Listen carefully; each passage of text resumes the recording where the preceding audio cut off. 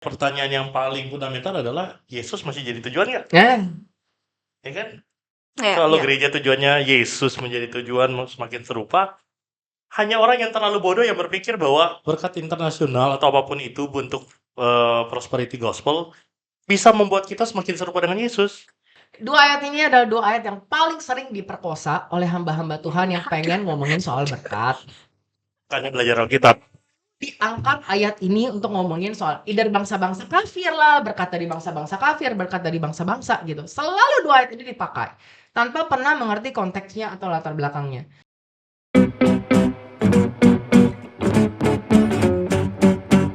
U-Talks, percakapan sumbang. Okay, welcome back. Hello everybody. Welcome home ya. Ini U-Talk perdana kita di tahun 2025.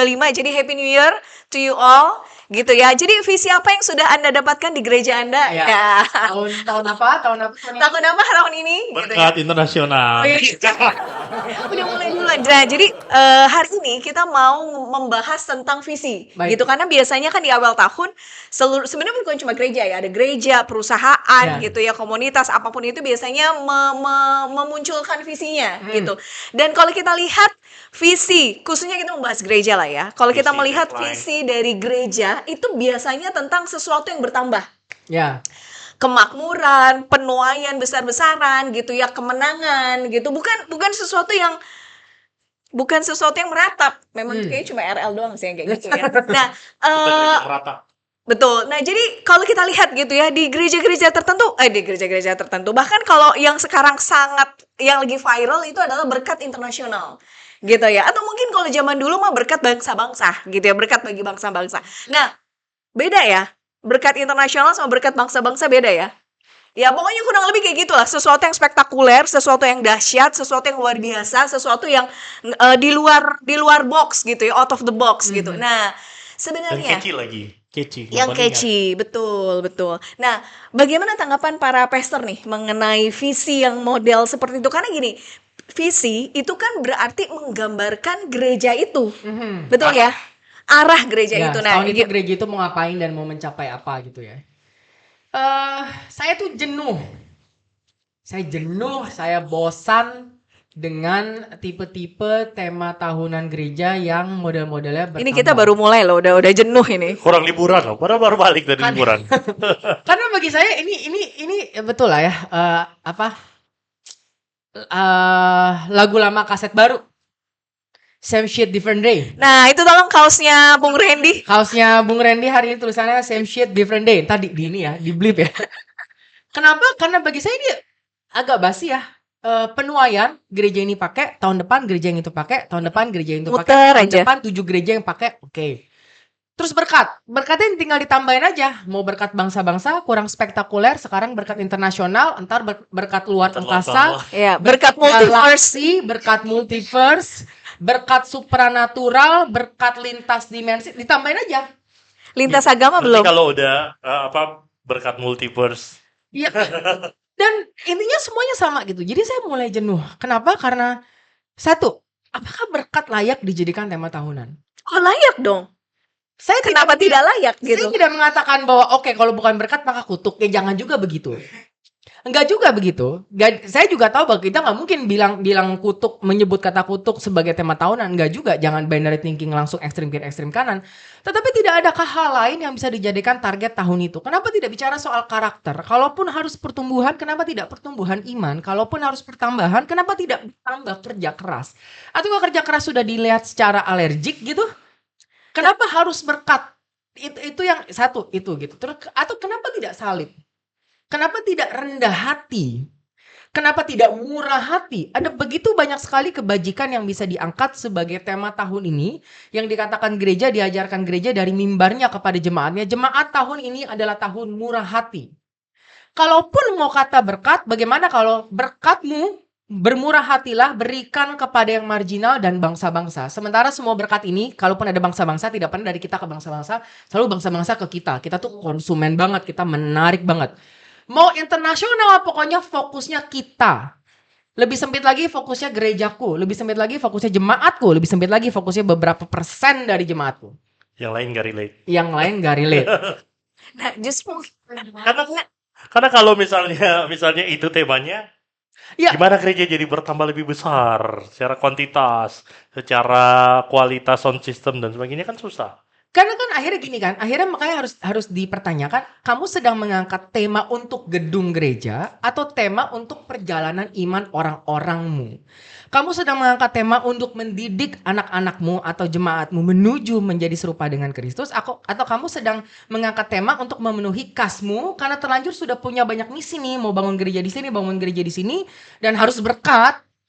Berkatnya harus internasional karena gue mau bangun gereja di internasional juga, maybe. Tapi kalau kita ngomongin soal bagaimana akhirnya fokus gereja adalah untuk membina jemaat, apakah betul berkat adalah jawaban yang lebih baik?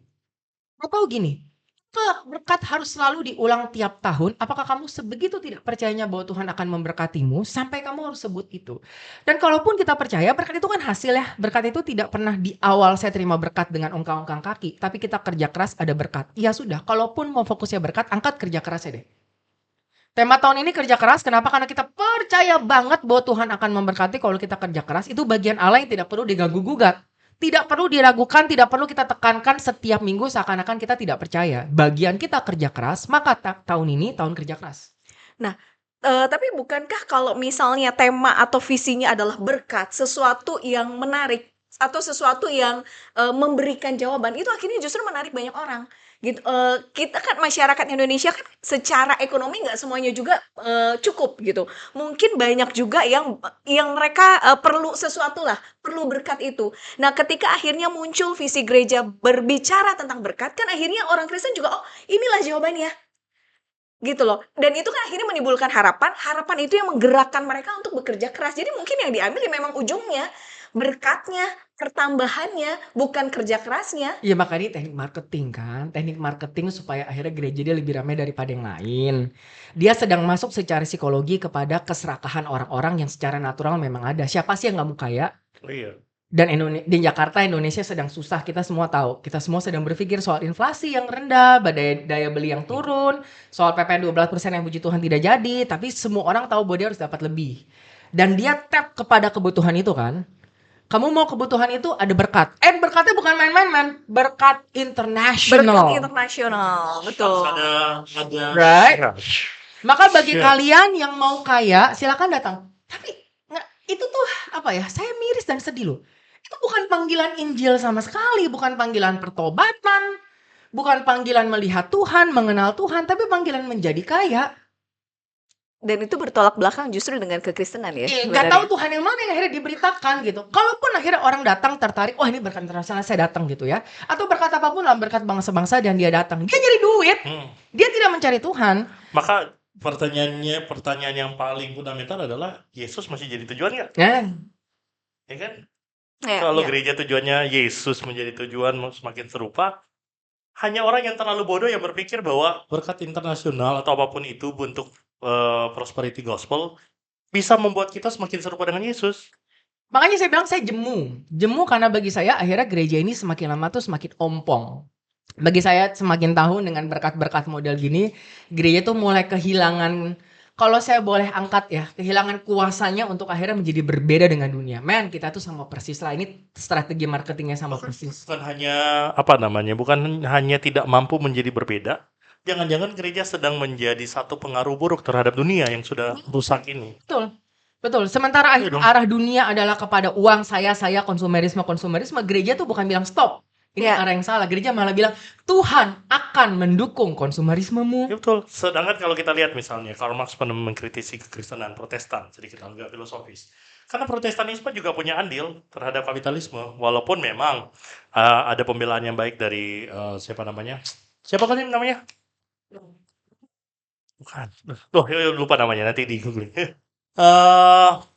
Tapi tetap saja kekristenan Protestan itu punya andil, dan bukan berarti 100% kapitalisme itu negatif ya, karena kapitalisme itu reformasi terhadap dunia yang sangat hierarki. Tapi mari kita lihat bahwa gereja itu seringkali atau kerap kali gitu ya, bisa menjadi suara atau bisa menambah praktik dunia atau kultur dunia yang sebenarnya sudah rusak. Iya, Mhm. iya.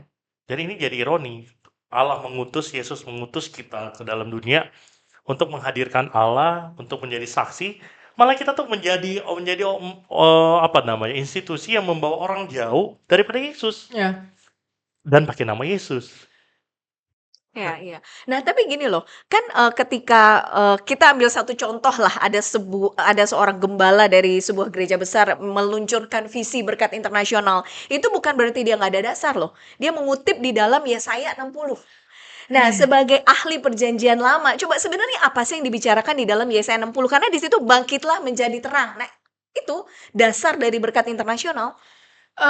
Pertama begitu saya dengar kata-kata ini ya, saya tuh langsung bingung. Saya tidak paham apa maksudnya berkat internasional gitu. Bagaimana caranya berkat internasional itu bisa menyentuh semua golongan yang ada di gerejanya? Memang tidak bisa menyentuh semua golongan, sudah ada statementnya seperti itu gitu. Jadi itu kan jadi ironi kan? Sudah ada statementnya bahwa apa namanya, Prof janitor, Anda yang bekerja di janitor, guru itu mungkin tidak relevan dengan berkat internasional. Relevan loh, relevan. Ya kan berarti gini kan, berarti ketika berkat itu disampaikan, visi berkat internasional itu disampaikan, dia sama sekali tidak memikirkan seluruh lapisan yang ada di jemaatnya gitu. Yang dipikirkan pasti apa? Penyumbang terbesar. Yang main di dunia internasional mungkin. Karena betul, karena begitu saya dengar saya langsung mikir, apa hubungannya itu dengan ibu rumah tangga? Iya, iya. Kalau dia akan jalan-jalan ke Jepang itu ke berkat internasional, Ya atau dia tergantung, akan kalau ibu kerja di rumah Jepang? tangganya adalah seorang istri dari pengusaha besar, ya itu pasti ada hubungannya. Makanya kan kalau nggak salah Kak Yulia pernah sempat bilang apa namanya? Yang dibilang berbahagialah Anda yang punya bisnis. Iya, iya, iya. Kenapa nggak bilang nelayan? Iya, jadi gini, berkat internasional. Investor dalam bidang kelautan dan nelayan dua hal yang berbeda. Gak kan gini, makanya pertanyaan saya awalnya begitu dengar itu adalah saya langsung terpikir bahwa bagaimana caranya ini bisa menyentuh semua lapisan. Saya betul terpikir soal kalau dia karyawan swasta biasa, kalau dia janitor, kalau dia ibu rumah tangga, kan yang ada di gereja yang sangat besar, cabangnya sangat banyak. Tidak mungkin dong semua orang yang masuk itu ada di dunia internasional atau bisa bersinggungan dengan dunia internasional. Bagaimana caranya mereka ini, karyawan biasa ini, mungkin ya yang kerjaannya sehari-hari, Guru ini gitu ya. guru seperti saya yang setiap hari harus bangun pagi kerja, bagaimana caranya saya mendapat berkat internasional? Apa kaitannya? Apakah saya akan ke luar negeri? Saya jadi guru di luar negeri? Lalu ternyata ini Ngajar bahasa Inggris. Ngajar bahasa Inggris. Ngajar dalam bahasa Inggris. Lalu kan gini, itu terpikir dan saya bilang tanda tanya banget ini. Berarti berkat ini tidak untuk semua orang. Dan yang lebih sedihnya lagi, di state di depan mimbar, bahwa tema tahunan gereja ini tidak untuk semua jemaat loh. Hanya untuk jemaat-jemaat yang dalam tanda kutip ada di bisnis yang cukup high end sehingga ada di internasional. Kalau kamu janitor disebut lagi. Kalau kamu janitor, kalau kamu guru, ini tidak ada kaitan denganmu. Then why the hell am I in your church? Then why the hell am I listening to you? Kenapa lu angkat ini sebagai tema tahunan? Gue di gereja lu, gue bagian dari jemaat lu. Tidakkah gue berhak Dan ini mendapat guidance tahunan yang ternyata tidak melibatkan gue? Dan ini sebenarnya kontra Yesus. Yesus itu yang pertama kali mendapat berkat sejak kelahirannya dia adalah orang-orang yang terpinggirkan, para gembala, Nelayan. orang-orang yang di pinggiran. Nah, Yesus tahu persis bahwa orang-orang yang sudah di high end tidak butuh berkat. Yang butuh tabib orang sakit. Maka ini antikris formula baru. Oh, iya. Serius antikris formula baru. Di sini. Karena melawan Yesus banget. Tapi memang akhirnya aku sih merasa miris ya. Aku merasa miris bahwa maksudnya pastor, sesama pastor dan kamu gembala, tidakkah ketika ini muncul dalam benakmu ada warning berbunyi di kepalamu bahwa tunggu dulu. There's something wrong. Ataukah kamu berpikir bahwa ya memang Tuhan akan membela orang-orang kaya di gereja? Is that what you're thinking about? So, ada dua. Adakah kesalahan dalam benakmu gitu? Makanya dua. Apakah dia terlalu bodoh? Sampai akhirnya dia mengorbankan itu, terlalu tidak rasional, terlalu ridiculous. Itu kalau kita positive thinking, mungkin dia hanya tidak mampu memikirkan yang benar. Tapi ataukah dia terlalu jahat, negative thinkingnya? Sampai akhirnya dia tidak malu, segitu culasnya. dan mengatasnamakan Yesus. Maybe Tuhan. mungkin minggu depan dia akan I ngomong don't know. visi untuk yang lainnya ya. Kita tidak tahu lah ya. But then again in my heart, aku hanya merasa sedih sih bahwa akhirnya kelihatan sih Pak, kelihatan bahwa Anda tuh gembala siapa. Kelihatan Anda tuh gembala kelompok yang mana. Dalam doamu, dalam suara roh yang kamu dengar, suara roh itu membela yang mana tuh kedengaran sekali. Dan yang paling sedihnya lagi yang saya tahu, dia pun ada bagian yang dimana dia bilang, saya juga nggak tahu kenapa ini yang terbersit atau saya tidak bisa menjelaskan lebih jauh karena ini yang terlintas dalam hati. Karena ini adalah nubuatan. Ini ada nubuatan. Gitu. Ya, Jadi itu hanya adalah- menyampaikan apa yang Yakin, ada di dalam nubuatan. hati gitu. Sekarang kalau kita lihat perkembangan Indonesia yang semakin go internasional, mana mungkin kita nggak dapat yang namanya berkat internasional. kita masuk break sih. Orang-orang tertentu, gitu ya. Ya kan Pak, pada akhirnya gini ya, Bapak Anda juga nggak bisa bilang begitu Bapak. Di sepanjang perjanjian lama dan perjanjian baru, Nabi itu tahu persis apa yang dia sampaikan. Nabi itu bukan tiba-tiba kerasukan lalu ngomong tanpa dia tahu apa. Hasil nubuatan itu hasil pemikiran matang. Yeremia itu bahkan menulis ke dalam kitab yang dirobek, ditulis lagi. Dan terukur semua orang yang Jadi baca nubuatan ngerti. itu adalah hasil pemikiran Itu matang. hasil Bukan teologi misalnya tiba-tiba lagi matang. merenungkan, tiba-tiba dapat sesuatu yang meletup-letup di dalam hati. Oh yes, berkat internasional. Allah Gitu ya. menginspirasikan kepada si Nabi dan itu melihat kepada konteks. Dia tahu misalnya ketika nubuatan Yeremia misalnya akan datang bangsa Kasdim segala macam, karena memang pada konteks zaman itu Kasdim sudah sangat berkuasa. Dan sedang mau perang gitu. Jadi ini bukan totally yang out of the blue. Maka si Nabi itu adalah pengamat politik, dia adalah pengamat ekonomi, dia sangat pintar, dia sangat matang pikirannya, tapi dia melihatnya dari kacamata teologis. Dan itu adalah paparan teologis yang interdisiplinary. Gitu. Dan- Makanya dia berani banget mempertanggungjawabkan dan dia harus mempertanggungjawabkan. Makanya tidak mungkin seorang nabi perjanjian lama bilang, maaf ya raja, gue nggak tahu kenapa gue ngomong begini. Dan Berarti tujuannya- ada dalam hati gue. Dan tujuannya Nabi bernubuat itu bukan memprediksi masa depan sebetulnya, tetapi mengajak umat untuk kembali kepada kebenaran. Betul. Jadi masa depan itu diprediksi, masa depan itu diproleptik ya, profetik ya. Itu tujuan untuk membawa kembali umat kepada pertobatan. Betul. Yuk, lu lihat nih ancaman Kasdim udah semakin besar. Lu lihat nih kalian akan dalam bahaya. Bertobat. Jadi bukan Iya. tentang kedepannya, Iya. tentang hari betul, ini kita betul. bertobat kepada Tuhan. Kalau masa depan tuh masa depan jauh yang bisa diprediksi. Makanya dia tuh bukan foretell, tapi dia tuh mengangkat. Foretell. Jadi Betul. tuh gini, saya mengangkat fakta yang Anda tutupi. Hmm. Fakta yang kita semua sudah tahu, tetapi karena ignorance atau karena politis atau keuntungan tertentu Anda tutupi. Dan yang paling ditutupi adalah kemarginalan atau penderitaan orang marginal. Makanya Nabi selalu ada di pihak orang kecil. Kalian enak-enakan duduk lihat orang marginal ini, dan sekarang lu balik, lu exclude satu kelompok marginal janitor dan lain-lain, bela dalam rangka berkat internasional. Dan lu bilang itu nubuatan gitu. Bagi kita yang paham banget, enggak, itu 180 derajat bedanya. Bahkan membuat Maleaki yang suka dipakai buat persembahan Maleaki gitu ya, 3:10. bawalah persembahanmu segala macam ke rumah Tuhan. Itu konteksnya adalah karena tidak adanya ketidakadilan terhadap rumah Tuhan yang nggak dibangun. Sedangkan hidupmu sudah baik nih, sudah Iya, kembali, iya. sudah pulih, tapi lu melupakan ibadah kepada Tuhan. Sekarang kalau kita lihat gereja dengan bangunan yang begitu besar dan megah, tapi di sana ada orang-orang yang mau inflasi dan sorry itu saya kalau nggak salah saya pernah cek, untuk bisa beli rumah karyawan dengan gaji menengah itu 1:25 Iya. di Indonesia, di Jakarta. Jadi hampir tidak, itu kalau itu bandingan gaji dengan beli rumah, angka nilai rumah menengah. Maka kalau dia kerja dia harus pengeluaran segala macam, hampir mustahil bisa beli rumah. Bagaimana dengan mereka? Sedangkan gerejamu dibangun, bisa kita balik nih. Maka ada ketidakadilan, Ada ada ketidakadilan. ketimpangan. Dan justru biasanya nabi-nabi akan datang ke gereja model itu, dan nabi-nabi justru Iya, justru kan menyuarakan tema Iya. seperti itu. So, kalau kita kembali kepada Yesaya 60 gitu ya, dia bagi terang menjadi teranglah, tapi kan di tengah-tengahnya itu akan ada pembicaraan soal berkat bangsa-bangsa. Iya. Dan saya asumsikan itulah menjadi dasar kenapa berkat internasional Iya. gitu ya. Dan itu diulang lagi di Hagai. Kau akan menggoncang bangsa-bangsa, lalu harta dari ini akan datang ke rumah Tuhan gitu.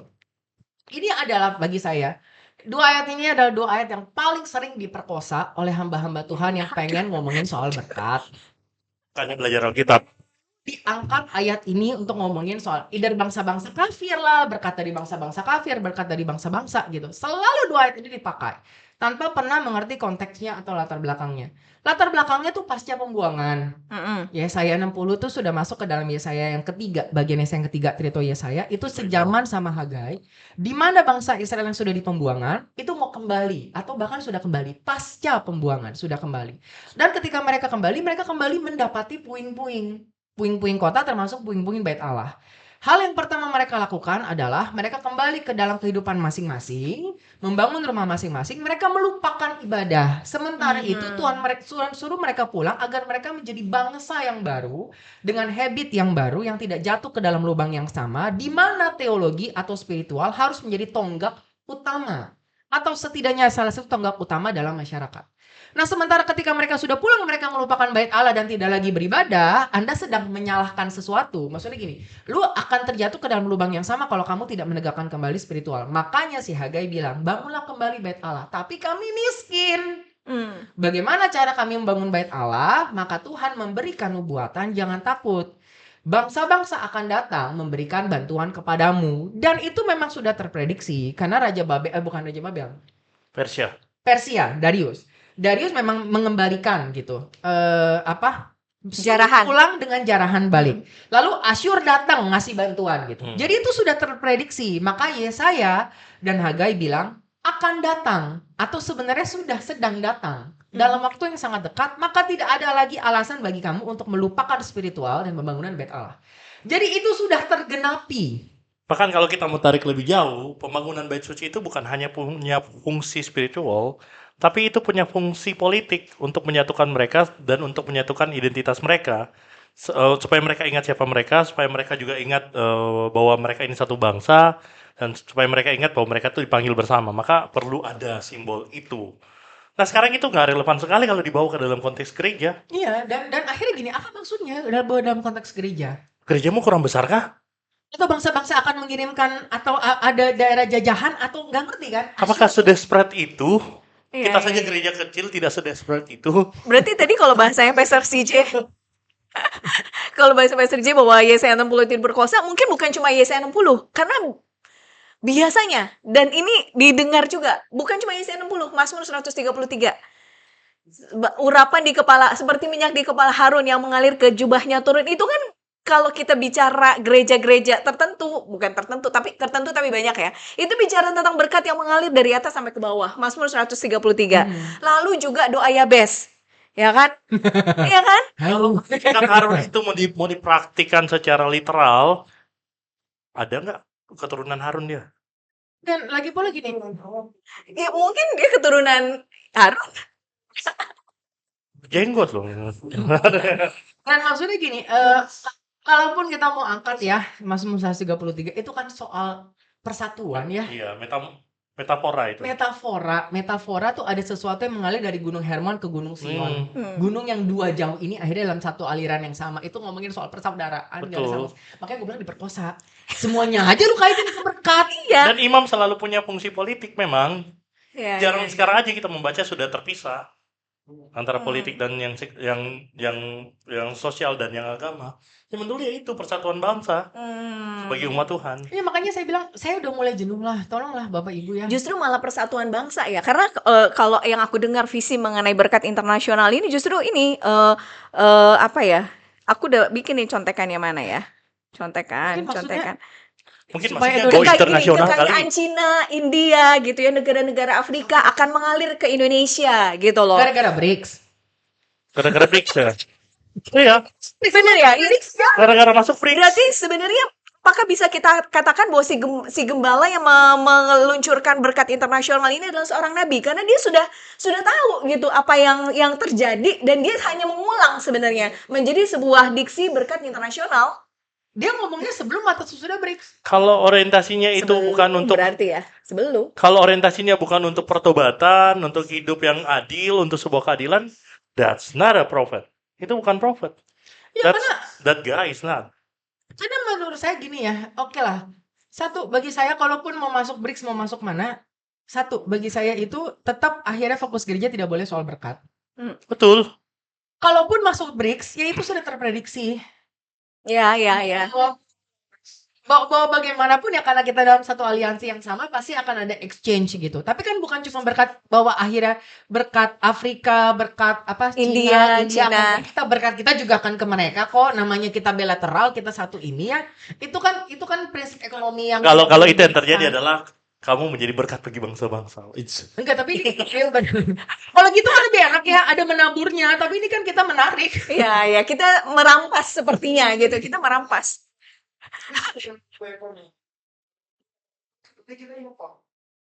Ekspor impor. Iya. Sesuatu dari negara itu kan? Aha. Ya makanya ini ya omongan-omongan aja. Kalau Ya. begitu yang terjadi, maka kaum berjuis yang orang-orang kaya, yang orang-orang yang pemegang modal semakin kaya. Tapi orang-orang yang produk dalam negeri, yang ya para petani, yang produk lokal, Nggak masuk, kalah, janitor nggak tuh nggak masuk. masuk. Maka ini jangan-jangan mentalitas kolonial ini, tapi lewat ekonomi.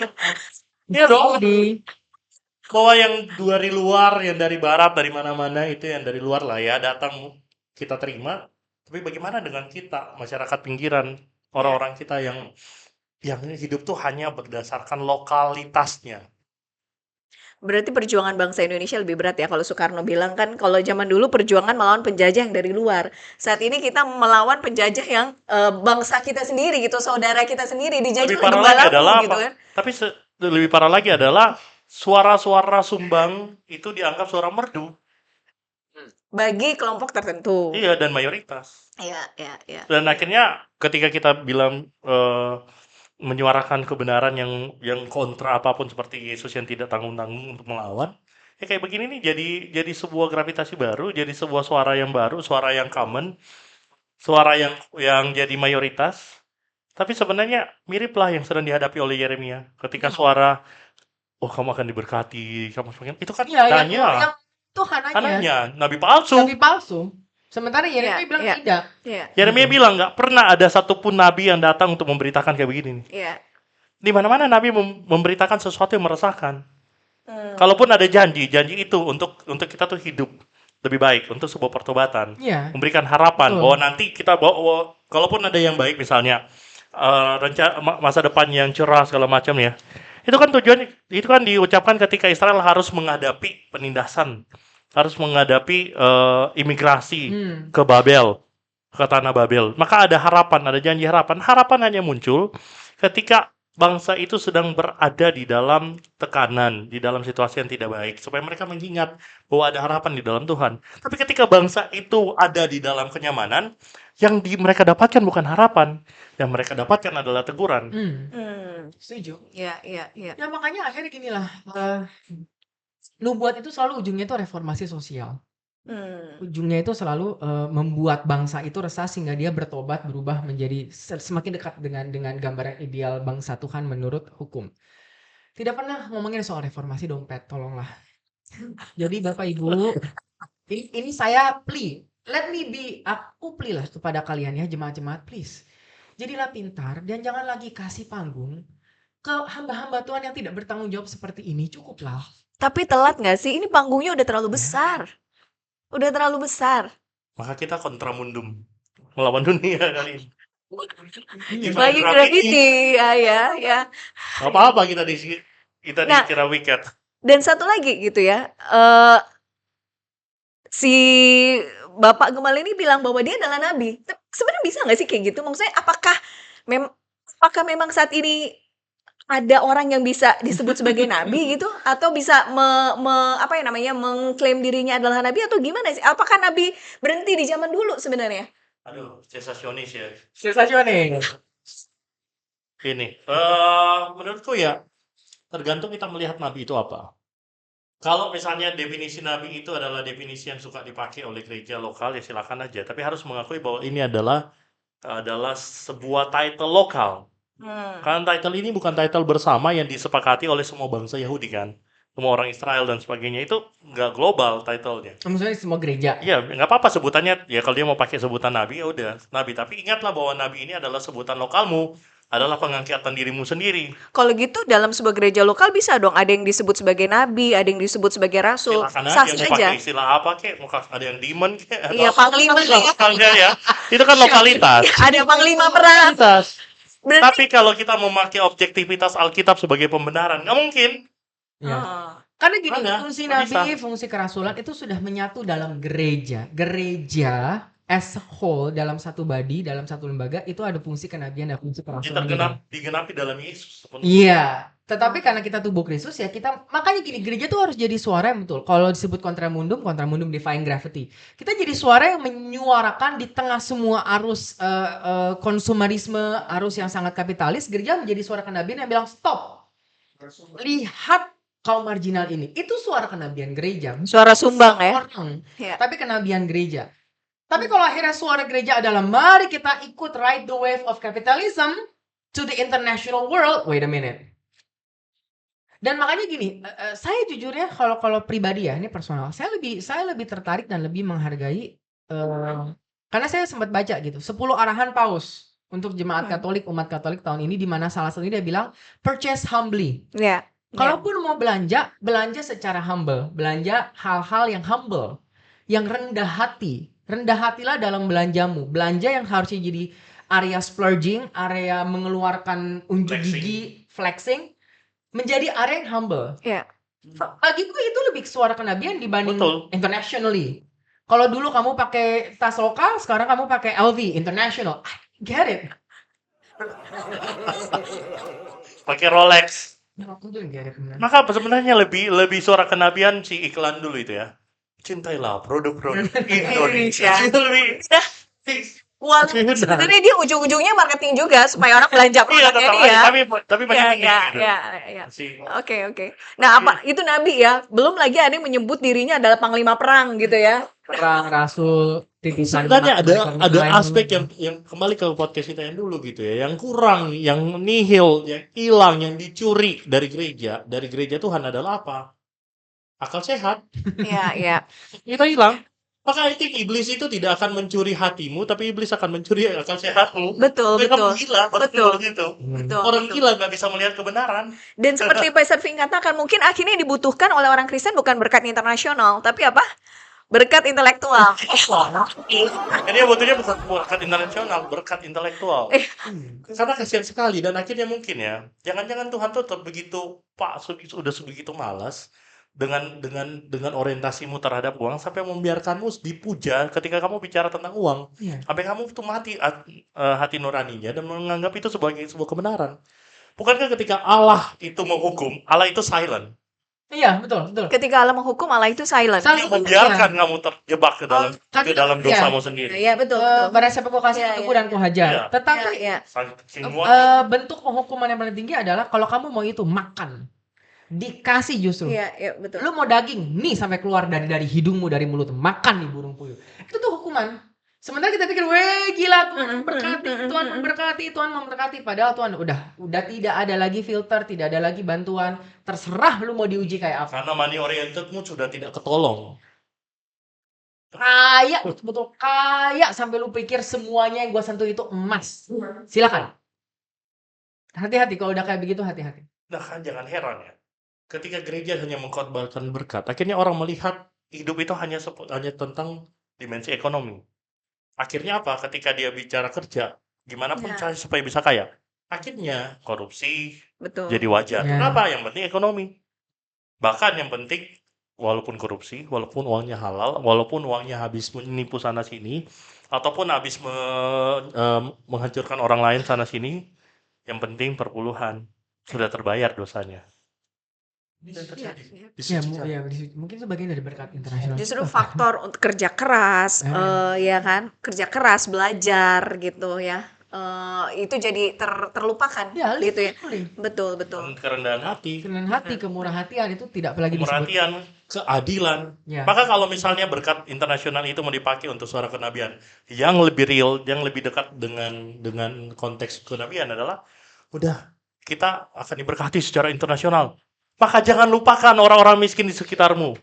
Jangan lupakan jemaat-jemaat saudara kita satu jemaat yang masih butuh dibantuan. Harusnya begitu. harus kepada yang tertinggal, yang tertindas, yang termarginalkan arahnya. Karena Yesus itu menjadikan yang marginal itu sebagai center dari pelayanannya. Siapa kita kemudian meminggirkan kembali mereka. Saya bilang, selalu itu antikris, sih. model baru. Ya, yang paling clear adalah gini, ketika Agabus ngomongin soal akhirnya ada gempa bumi. Ujungnya itu tidak pernah soal gempa bumi, ujungnya adalah karena ada gempa bumi, kumpulkan bantuan untuk mereka. Jadi ujungnya itu selalu ada bantuan kepada yang membutuhkan. Nubuat tuh reformasi sosial selalu. Akan ada sebuah bencana, diprediksi sebelumnya, maka sebelum dia menderita, sebelum dia kelaparan, akhirnya mati kelaparan, kirim dulu bantuan, kirim dulu rotinya. Ya. Jadi nubuat harusnya berisi tentang reformasi sosial gitu. Oke. Nah, di sini juga ada audiens ya. Jadi kalau ada yang tanya, kalau tadi ada berisik-berisik, karena ada berisik-berisik, ada suara-suara sumbang, ya. Silakan.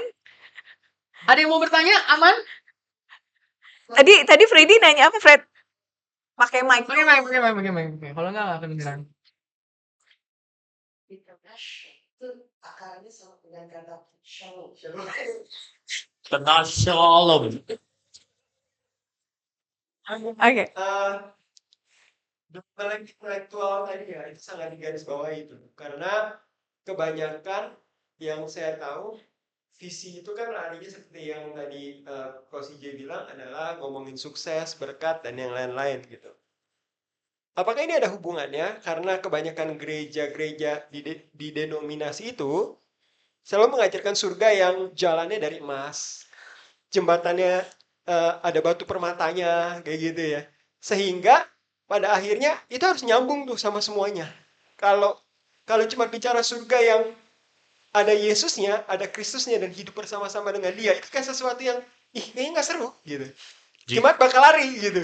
Tapi kalau bicara surga yang ada emasnya, ada permatanya, dan itu sesuatu yang memberikan sebuah harapan gitu kan. Nggak apa-apa deh di dunia gue miskin, gue bisa makan di surga gitu kan. Betul. Sesuatu yang wow. Dan untuk sampai visi itu kan perlu ada visi selama di dunia. Apalagi doa Bapa kami isinya apa? Biarlah kehendakmu di surga terjadi di bumi. Wih, kan lebih keren lagi kan. Berarti aku akan bisa menikmati jembatan emas di rumahku misalnya, ada gitu. Gimana aja? Orang tuh bisa kemana-mana gitu. Tapi problemnya itu nggak melek intelektual sebenarnya, nggak mau rajin buat hermeneutik gitu sebenarnya gitu. Pengenalan akan Allahnya salah gitu. Akhirnya salah semua tuh gitu sebenarnya gitu. Kalau menurut Pastor semua gimana? Kalau menurutku sih akhirnya kelihatan ya, worldview dasarnya mereka itu bukan Injil tapi kapitalisme. American Gospel, dan Amerika adalah negara kapitalis kan. Jadi gini, fokus dasarnya mereka adalah saya mau jadi kaya, saya mau jadi nomor satu, dan mungkin akhirnya sejalan kita bangsa pilihan. Dan karena itu semua yang diajarkan oleh gereja harus ujungnya ke sana. Kalaupun harus memikul salib tuh nggak apa-apa, asal ujungnya mahkota. Tapi kalau memikul salib just for the sake of memikul salib, ini nggak worth it. Menderita bagi Yesus itu nggak apa-apa, asal ujungnya saya akan dimuliakan. Tapi menderita tanpa kemuliaan bagi Yesus tuh nggak worth it. Nggak segitunya gitu ya. Dan itu akhirnya itulah kapitalisme. Semuanya dipakai, fokusnya tuh kepada saya, fokusnya kepada kemuliaan saya atau keuntungan saya. Memberi kepada gereja nggak apa-apa, selama ujungnya ada berkat kembali kepada saya dan usaha saya. Mensupport hamba Tuhan ini nggak apa-apa, asal ujungnya ketika saya dibutuhkan, saya butuh, Tuhan akan mensupport bisnis saya. Selalu transaksional dengan hitung-hitungan di mana saya dapat lebih ketika saya menabur. Selalu begitu. Dan kalau udah kayak begitu, itu udah bukan Injil. Kamu sedang kapitalisme disepuh Yesus. Makanya sebenarnya dosa itu bukan masalah diksi. Maksudnya begini, orang bisa menggunakan kata Tuhan, mengatasnamakan Tuhan dan Alkitab, tetapi isinya dosa. Kapan kita tahu? Ketika arahnya bukan tentang Allah, bukan tentang Kristus, tapi tentang diri sendiri. Sorga macam itu kan sorga imajinasi. Imajinasinya orang yang mungkin hidup susah pengen hidup lebih baik, atau mungkin sudah terbiasa hidup baik, jadi nggak mau susah. Jadi imajinasi baik, jadi sorga itu seperti kata Roma Magnis, menjadi semua imajinasi baik manusia. Sedangkan neraka semua imajinasi sadistiknya manusia. Jadi akhirnya Allah Yesus itu tidak lebih dari sekedar instrumen untuk membawa saya kepada pencapaian tertinggi, yaitu saya hidup senang, hidup melimpah, kaya raya selama-lamanya. Yesus hanya menjadi instrumen dan bukan goal. Dalam hal ini, kita sedang menyalibkan Yesus kembali. Dalam hal ini, kita sedang mengaku mengikut Yesus, tetapi kita sedang melawan Yesus.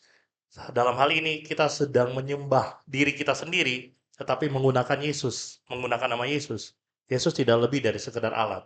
Maka ini dosa yang paling fatal sebetulnya. Dosa yang paling seringkali kita tidak sadari. Dosa yang paling seringkali kita romantisasi dan rohanisasi bahkan adalah memuaskan diri sendiri menggunakan nama Tuhan Yesus. Dan itu biasanya pertama dilakukan sebenarnya oleh para pemimpin-pemimpin agama, oleh para pendeta, oleh gembala. Kenapa setiap orang Kristen, kenapa orang Kristen akhirnya punya inspirasi mengenai hal itu kan karena memang diajarkan seperti itu, gitu loh, gitu. Nah, ya agak miris memang ya kehidupan kekristenan kita. Makanya kan perjalanan kekristenan itu supaya aku semakin kecil dan dia semakin besar. Tapi kalau kita yang semakin besar, kita tuh narsis. Kita tuh berorientasi sama diri sendiri, kita berpikir kita sebegitu penting, kita berpikir bahwa kalau saya tidak kaya ya Yesus tidak ada gunanya. Maka kita harus menyampaikan Yesus yang tidak relevan dengan keinginan manusia, keinginan daging manusia. Maka jadi alkitabiah sekali kan lagunya Chris ya. Jika surga dan neraka. Kalau misalnya nggak ada surga dan neraka, misalnya yang ada hanya Yesus. Misalnya Yesus tidak ada surga yang semewah itu. Yang ada hanya kebersamaan dengan Yesus. Tanyakan diri kita sendiri masing-masing. Apakah Yesus akan tetap indah? Apakah kita akan tetap desiring Him, desiring Jesus? Atau justru kita mulai mempertanyakan, nah, kalau gitu buat apa ya? Buat apa? Kalau misalnya cuma nggak ada emas dan sebagainya di sana. Nah, kalau begitu akhirnya gini, kan karena tadi kita lagi bicara tentang visi gitu ya, visi gereja di awal tahun gitu ya. Nah, kalau gitu akhirnya sebenarnya gini, kenapa kita membicarakan visi? Karena visi gereja pada akhirnya kan menjadi visi bagi jemaat-jemaat itu sendiri gitu kan. Nah, kalau misalnya ternyata visi itu tidak sesuai dengan yang Yesus ajarkan atau bahkan menjauh dari Yesus yang sesungguhnya. Lalu sebenarnya visi seperti apa yang sebaiknya ada bagi gereja-gereja yang akhirnya juga mereflek kepada setiap orang-orang percaya gitu? Menurut saya visi itu harus jalan dengan betul tadi yang kata Pastor Vinky bilang, visi yang aku harus semakin kecil supaya Yesus bisa menjadi semakin besar. Visi yang sejalan dengan itu, visi yang tentu kita semua butuh berkat. Iya. Tidak harus diakui lah, itu harus diakui sekali. Kita semua tidak mungkin kan Pasti. akhirnya Iya. menurun secara ekonomi. No, Betul. we don't want that. Tetapi angkat virtue-nya, kerja keras, kemurah hatian, kerendah hatian, karakter-karakter yang harus dibentuk oleh jemaat. Cukup menantang jemaat sampai dia harus keluar dari zona nyaman, tetapi akhirnya tantangan itu menjadikan dia lebih baik di akhirnya. Bukan akhirnya memanjakan jemaat atau bukan akhirnya membuat jemaat lebih tidak peka kepada kebutuhan sosial, karena akhirnya by comparison dengan gue semakin kaya, gue semakin diberkati. Betul. Iya. Poinnya adalah Allah dan sesama. Betul. Kalau visi itu mengarah kepada diri sendiri, bahkan sekalipun itu kepada gereja itu sendiri, that's not a vision. Ya, That's an ambition. betul. Dan kan harus dipertanyakan ya, kenapa visi itu selalu ada hubungannya sama gereja atau mengumpulkan uang ke gereja atau membangun gedung gereja? Why? Tapi bukankah maksudnya gini, kita sebagai gereja kan juga berharap bahwa ada pertumbuhan jiwa-jiwa gitu di dalam gereja kita.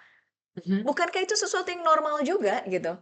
Jiwa bertambah dan jiwa bertumbuh dua hal yang berbeda menurut gue. Maksudnya kalau misalnya orientasinya pertumbuhan, kalaupun orang datang bergabung, mereka melihat satu hal yang khas, satu hal yang berbeda, satu kehidupan yang selfless, satu kehidupan yang peduli, yang menyerupai Yesus. Bukan karena janji kalau gue masuk sini berkat. Artinya orang masuk ke dalam itu sama seperti orang mau membeli produk. Jadi ini bukan kingdom stuff, ini bukan kerajaan Allah punya culture, tetapi ini kultur bisnis. Jadi jangan-jangan tanpa sadar atau tidak sadar, itu masing-masing hati lah ya. Gereja memang sedang dibisniskan. Gereja dibisniskan, dan sebenarnya bisnis gereja itu untung. Betul, menguntungkan, memang sangat menguntungkan. Ini cerita ya, karena ini udah mau selesai. Jadi sudah lama lah, mungkin sekitar berapa 3-4 tahun yang lalu perusahaan tempat saya kan closing down. Jadi ada satu leader lah di tempatku ditawarin oleh nasabahnya, lu kan lagi nggak ada kerjaan nih, lu mau nggak bisnis apa? Buka gereja tuh di mall di sana belum ada gereja, lu jadi gembalain di sana nanti gue modalin. Gitu, dari artinya itu sesuatu yang memang nyata, itu tuh terjadi gitu. Yang menawarkan itu adalah seorang bisnismen. Dia bukan Kristen, nggak ada lah hubungannya, tapi dia tahu bahwa bisnis gereja itu menguntungkan, yang di mall-mall khususnya gitu Itu sudah rahasia umum. Mungkin Bapak Ibu kurang masuk ke dalam dapur gereja ya. Jadi mungkin merasa, nggak gitu kok, denial masih. Sampai akhirnya dirimu menemukan realita gereja, barulah kita, wah, podcast ini ternyata sebuah kebenaran. kebenaran yang tidak enak didengar, Memang kebenaran kebenaran yang itu sumbang. seringkali nggak Betul. enak. Iya, Betul. kebenaran selalu tidak enak didengar. Yang enak didengar itu iklan. Jadi lagi ngiklan berarti yang kemarin itu. Oke, ada lagi nggak dari audiens? Aman? Aman ya, kayaknya cukup ya, sudah cukup menggetarkan hati ya, apa yang dibicarakan pada kali ini. Salah sudah datang, sudah dekat. Oke, kalau gitu thank you Pastor Ving, Pastor CJ. Thank you semua yang udah mendengarkan. Bye. Time.